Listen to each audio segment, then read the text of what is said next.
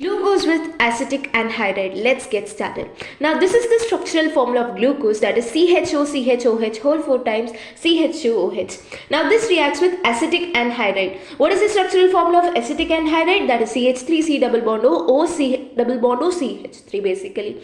Now if you see, there is a polarity difference amongst this CH3 C double bond O C double bond O CH3, which is none other than our acetic anhydride. So now if you see that, you can divide it in this manner. This whole part is a positive part and this whole part is a negative part basically. And if you see that, this oxygen will carry a partial negative charge and this hydrogen will carry a partial positive charge. Similarly, this oxygen will carry a partial negative charge and this will carry a partial positive charge. Understanding? So now if you see that, the main concept is this O is over here, right? So that is carrying some negative charge associated with it. So now that will attack this positive charge and join with that. Okay, and this 4 hydrogens and this 1 hydrogen will get out, okay, and will join with this particular part. So totally over here, in order for removing 5 hydrogens, you are taking 5 moles of acetic anhydride over here. Okay,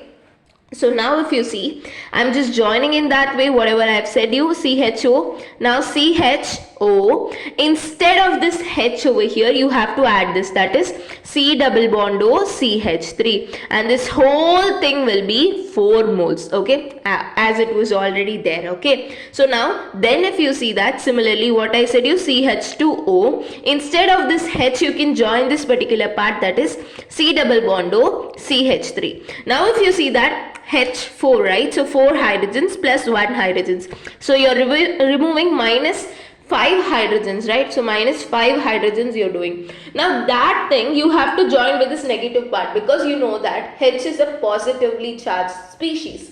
So that will join with this negatively charged species. Okay. So this is C double bond O CH3 and this is O, and with that if you see that, this hydrogen will join. So now you might be asking me, where are those 5 hydrogens? Here it is only 1 hydrogen. See, this whole molecule will be 5 times, okay, means 5 molecules of acetic acid at the end you will be obtaining basically. So this is nothing but acetic acid, which is nothing but the byproduct. Getting? So glucose with acetic anhydride, what is happening? You're having this glucose which has a polarity difference between its O and its H basically. Okay, so now if you see that, in that you are having your oxygen as negatively charged. That will attack the positive part of acetic anhydride and it's joined with that particular part.